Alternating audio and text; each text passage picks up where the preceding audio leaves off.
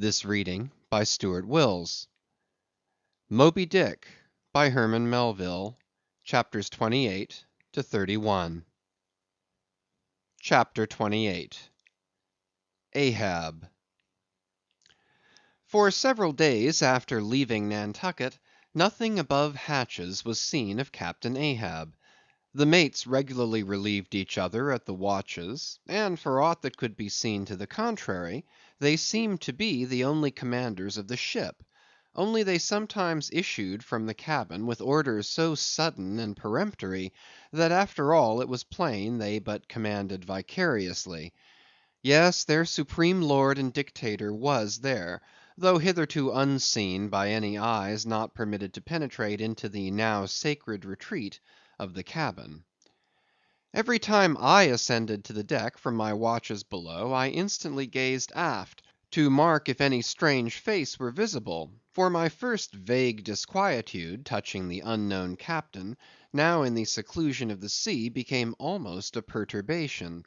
This was strangely heightened at times by the ragged Elijah's diabolical incoherences uninvitedly recurring to me, with a subtle energy I could not have before conceived of. But poorly could I withstand them, much as in other moods I was almost ready to smile at the solemn whimsicalities of that outlandish prophet of the wharves. But whatever it was of apprehensiveness or uneasiness, to call it so, which I felt, whenever I came to look about me in the ship, it seemed against all warranty to cherish such emotions. For though the harpooneers, with the great body of the crew, were a far more barbaric, heathenish, and motley set than any of the tame merchant ship companies which my previous experiences had made me acquainted with, still I ascribed this, and rightly ascribed it, to the fierce uniqueness of the very nature of that wild Scandinavian vocation in which I had so abandonedly embarked. But it was especially the aspect of the three chief officers of the ship, the mates, which was most forcibly calculated to allay these colorless misgivings, and induce confidence and cheerfulness in every presentment of the voyage. Three better, more likely sea officers and men, each in his own different way, could not readily be found; and they were, every one of them, Americans; a Nantucketer, a Vineyarder, a Cape man. Now, it being Christmas when the ship shot from Outer Harbor, for a space we had biting polar weather, though all the time running away from it to the southward; and by every degree and minute of latitude which we sailed, gradually leaving that merciless winter and all its intolerable weather behind us. It was one of those less lowering but still grey and gloomy enough mornings of the transition, when with a fair wind the ship was rushing through the water with a vindictive sort of leaping and melancholy rapidity, that as I mounted to the deck at the call of the forenoon watch, so soon as I levelled my glance towards the taffrail, foreboding shivers ran over me. Reality outran apprehension. Captain Ahab stood upon his quarter deck. There seemed no sign of common bodily illness about him, nor of the recovery from any. He looked like a man cut away from the stake, when the fire has overrunningly wasted all the limbs without consuming them, or taking away one particle from their compacted aged robustness. His whole high, broad form seemed made of solid bronze, and shaped in an unalterable mould like Cellini's cast Perseus. Threading its way out from among his grey hairs, and continuing right down one side of his tawny, scorched face and neck, till it disappeared in his clothing, you saw a slender rod‐like mark, lividly whitish.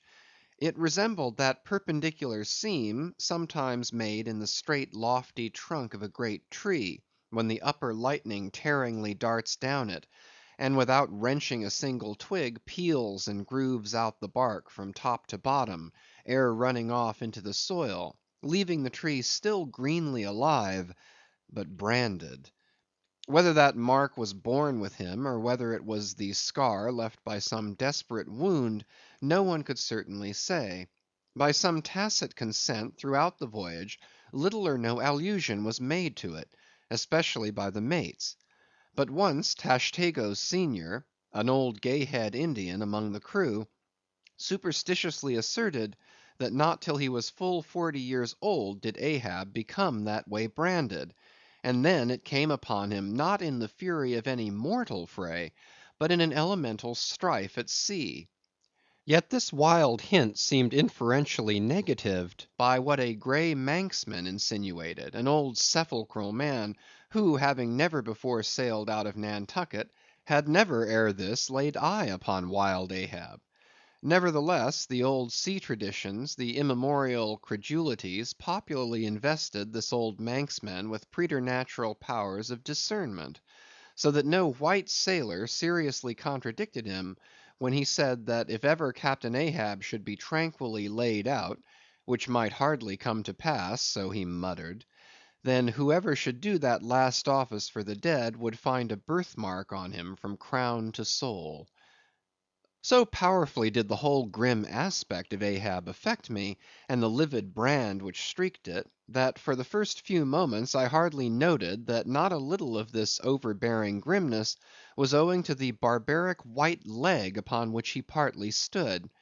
It had previously come to me that this ivory leg had at sea been fashioned from the polished bone of a sperm whale's jaw. "Aye, he was dismasted off Japan," said the old Gay Head Indian once, "but like his dismasted craft, he shipped another mast without coming home for it. He has a quiver of 'em." I was struck with the singular posture he maintained. Upon each side of the Pequod's quarter deck, and pretty close to the mizzen shrouds, there was an auger hole, bored about half an inch or so into the plank. His bone legs steadied in that hole, one arm elevated and holding by a shroud, Captain Ahab stood erect, looking straight out beyond the ship's ever pitching prow. There was an infinity of firmest fortitude, a determinate, unsurrenderable willfulness in the fixed and fearless, forward dedication of that glance. Not a word he spoke, nor did his officers say aught to him, though by all their minutest gestures and expressions they plainly showed the uneasy, if not painful consciousness of being under a troubled master eye. And not only that, but moody, stricken Ahab stood before them with a crucifixion in his face, in all the nameless, regal, overbearing dignity of some mighty woe. Ere long, from his first visit in the air, he withdrew into his cabin. But after that morning he was every day visible to the crew, either standing in his pivot hole, or seated upon an ivory stool he had, or heavily walking the deck. As the sky grew less gloomy, indeed began to grow a little genial, he became still less and less a recluse, as if when the ship had sailed from home, nothing but the dead wintry bleakness of the sea had then kept him so secluded. And by it came to pass that he was almost continually in the air. But as yet, for all that he said or perceptibly did on the at last sunny deck, he seemed as unnecessary there as another mast. But the Pequod was only making a passage now, not regularly cruising. Nearly all whaling preparatives needing supervision, the mates were fully competent to; so that there was little or nothing out of himself to employ or excite Ahab now, and thus chase away for that one interval the clouds that layer upon layer were piled upon his brow, as ever all clouds choose the loftiest peaks to pile themselves upon. Nevertheless, ere long, the warm, warbling persuasiveness of the pleasant holiday weather we came to, seemed gradually to charm him from his mood.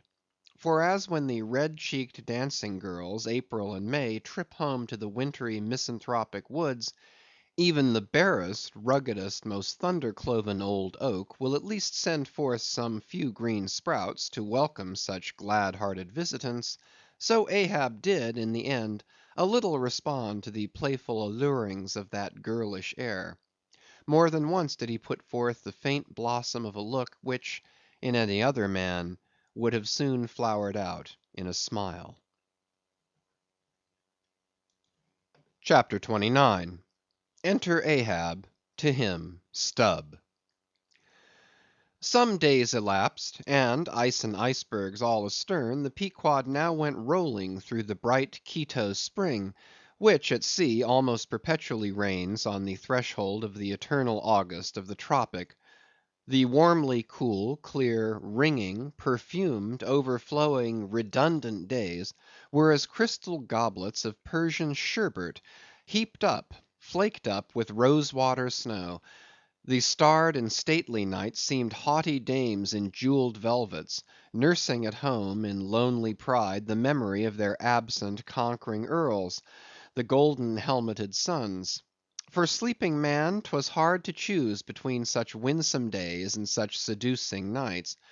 But all the witcheries of that unwaning weather did not merely lend new spells and potencies to the outward world.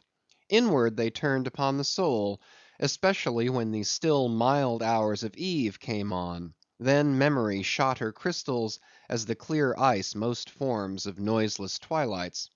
And all these subtle agencies, more and more they wrought on Ahab's texture. Old age is always wakeful; as if, the longer linked with life, the less man has to do with aught that looks like death. Among sea commanders, the old greybeards will oftenest leave their berths to visit the night cloak deck. It was so with Ahab; only that now of late he seemed so much to live in the open air, that truly speaking his visits were more to the cabin, than from the cabin to the planks. "It feels like going down into one's tomb," he would mutter to himself, "for an old captain like me to be descending this narrow scuttle, to go to my grave dug berth." So almost every 24 hours, when the watches of the night were set, and the band on deck sentinelled the slumbers of the band below, and when, if a rope was to be hauled upon the forecastle, the sailors flung it not rudely down as by day, but with some cautiousness dropped it to its place, for fear of disturbing their slumbering shipmates; when this sort of steady quietude would begin to prevail, habitually the silent steersman would watch the cabin scuttle, and ere long the old man would emerge, gripping at the iron banister, to help his crippled way. Some considering touch of humanity was in him, for at times like these he usually abstained from patrolling the quarter deck; because to his wearied mates, seeking repose within 6 inches of his ivory heel, such would have been the reverberating crack and din of that bony step, that their dreams would have been on the crunching teeth of sharks. But once, the mood was on him too deep for common regardings; and as with heavy lumber like pace he was measuring the ship from taffrail to mainmast, Stubb, the old second mate, came up from below, with a certain unassured deprecating humorousness, hinted that if Captain Ahab was pleased to walk the planks, then no one could say nay, but there might be some way of muffling the noise; hinting something indistinctly and hesitatingly about a globe of tow, and the insertion into it of the ivory heel. Ah, Stubb, thou didst not know Ahab then. "Am I a cannon ball, Stubb," said Ahab, "that thou wouldst wad me that fashion? But go thy ways, I had forgot. Below to thy nightly grave, where such as ye sleep between shrouds, to use ye to filling one at last. Down, dog, and kennel." Starting at the unforeseen concluding exclamation of the so suddenly scornful old man, Stubb was speechless for a moment, and then said excitedly, "I am not used to be spoken to that way, sir. I do but less than half like it, sir." "Avast!" gritted Ahab between his set teeth, and violently moving away, as if to avoid some passionate temptation. "No, sir, not yet," said Stubb, emboldened. "I will not tamely be called a dog, sir." "Then be called 10 times a donkey, and a mule, and an ass, and begone, or I'll clear the world of thee." As he said this, Ahab advanced upon him with such overbearing terrors in his aspect, that Stubb involuntarily retreated. "I was never served so before without giving a hard blow for it," muttered Stubb, as he found himself descending the cabin scuttle. "It's very queer. Stop, Stubb. Somehow, now, I don't well know whether to go back and strike him, or what's that? Down here on my knees and pray for him? Yes, that was the thought coming up in me. But it would be the first time I ever did pray. It's queer, very queer; and he's queer too.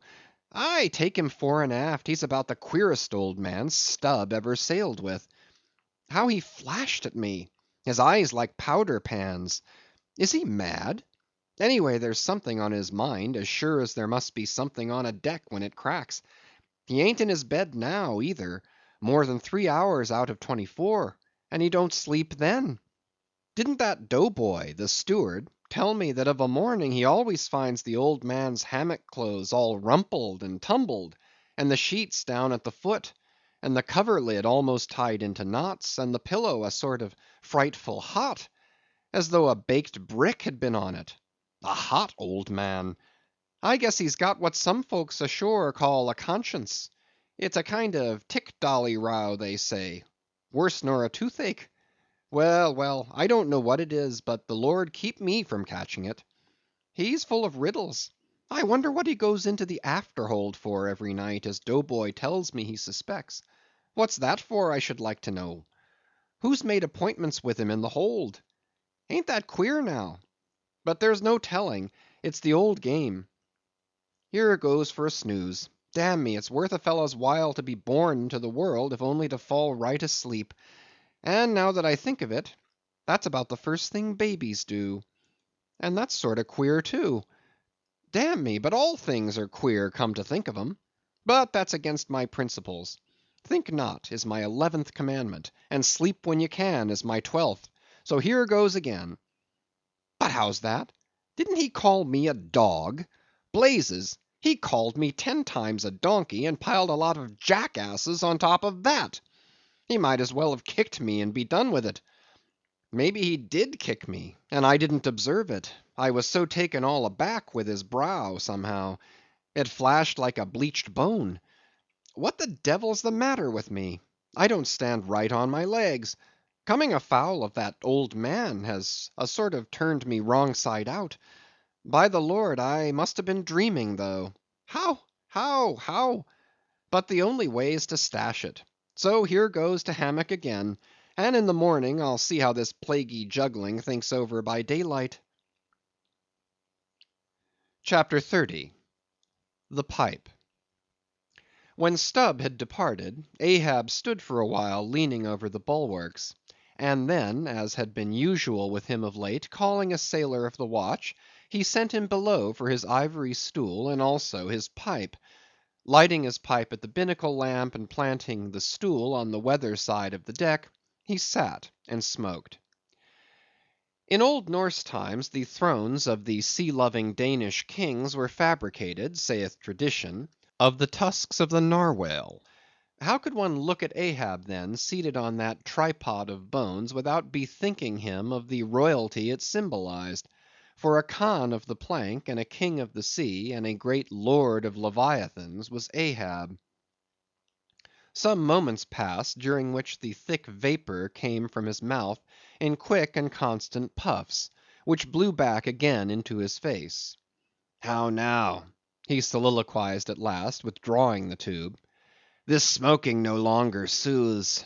Ah, my pipe! Hard must it go with me if thy charm be gone. Here have I been unconsciously toiling, not pleasuring; aye, and ignorantly smoking to windward all the while. To windward, and with such nervous whiffs, as if, like the dying whale, my final jets were the strongest and fullest of trouble. What business have I with this pipe? This thing that is meant for sereneness, to send up mild white vapors among mild white hairs, not among torn iron grey locks like mine. I'll smoke no more. He tossed the still lighted pipe into the sea. The fire hissed in the waves. The same instant the ship shot by the bubble the sinking pipe made. With slouched hat, Ahab lurchingly paced the planks. Chapter 31. Queen Mab. Next morning Stubb accosted Flask. Such a queer dream, King Post, I never had. You know the old man's ivory leg? Well, I dreamed he kicked me with it; and when I tried to kick back, upon my soul, my little man, I kicked my leg right off; and then presto, Ahab seemed a pyramid, and I, like a blazing fool, kept kicking at it. But what was still more curious, Flask, you know how curious all dreams are, through all this rage that I was in, I somehow seemed to be thinking to myself that after all it was not much of an insult, that kick from Ahab. Why, thinks I, what's the row? It's not a real leg, only a false leg. And there's a mighty difference between a living thump and a dead thump. That's what makes a blow from the hand, Flask, 50 times more savage to bear than a blow from a cane. The living member, that makes the living insult, my little man. And thinks I to myself all the while, mind, while I was stubbing my silly toes against that cursed pyramid, so confoundedly contradictory was it all the while, I say, I was thinking to myself, what's his leg now but a cane? A whalebone cane. Yes, thinks I. It was only a playful cudgeling, in fact only a whaleboning that he gave me, not a base kick. Besides, thinks I, look at it once, why, the end of it, the foot part, what a small sort of end it is, whereas if a broad-footed farmer kicked me, there's a devilish broad insult. But this insult is whittled down to a point only. But now comes the greatest joke of the dream, Flask. While I was battering away at the pyramid, a sort of badger-haired old merman, with a hump on his back, takes me by the shoulders and slews me round. What are you about, says he. Slid, man, but I was frightened. Such a fizz. But somehow next moment I was over the fright. What am I about, says I at last, and what business is that of yours, I should like to know, Mr. Humpback? Do you want a kick? By the Lord, Flask, I had no sooner said that, than he turned round his stern to me, bent over, and dragging up a lot of seaweed he had for a clout, what do you think I saw? Why, thunder alive, man, his stern was stuck full of marlin spikes, with the points out. Says I, on second thoughts, I guess I won't kick you, old fellow. Wise Stubb, says he, wise Stubb, and kept muttering it all the time, a sort of eating of his own gums like a chimney hag. Seeing he wasn't going to stop saying over his wise Stubb, I thought I might as well fall to kicking the pyramid again. But I had only just lifted my foot for it, when he roared out, stop that kicking. Hallo, says I, what's the matter now, old fellow? Look ye here, says he, let's argue the insult. Captain Ahab kicked you, didn't he? Yes, he did, says I, right here it was. Very good, says he, he used his ivory leg, didn't he? Yes, he did, says I. Well then, says he, wise Stubb, what have you to complain of? Didn't he kick you with right good will? It wasn't a common pitch-pine leg he kicked with, was it? No, you were kicked by a great man, and with a beautiful ivory leg, Stubb. It's an honor. I consider it an honor. Listen, wise Stubb. In old England, the greatest lords think it great glory to be slapped by a queen, and made garter knights of. But be your boast, Stubb, that ye were kicked by old Ahab, and made a wise man of. Remember what I say. Be kicked by him. Account his kicks honors, and on no account kick back, for you can't help yourself, wise Stubb. Don't you see that pyramid? With that, he all of a sudden seemed somehow, in some queer fashion, to swim off into the air. I snored, rolled over, and there I was in my hammock. Now what do you think of that dream, Flask? I don't know, it seems sort of foolish to me, though. May be, but it's made a wise man of me, Flask. Do you see Ahab standing there, sideways looking over the stern? Well, the best thing you can do, Flask, is to let the old man alone. Never speak to him, whatever he says. Hallo! What's that he shouts? Hark! Masthead there! Look sharp, all of ye! There are whales hereabouts. If you see a white one, split your lungs for him. What do you think of that now, Flask?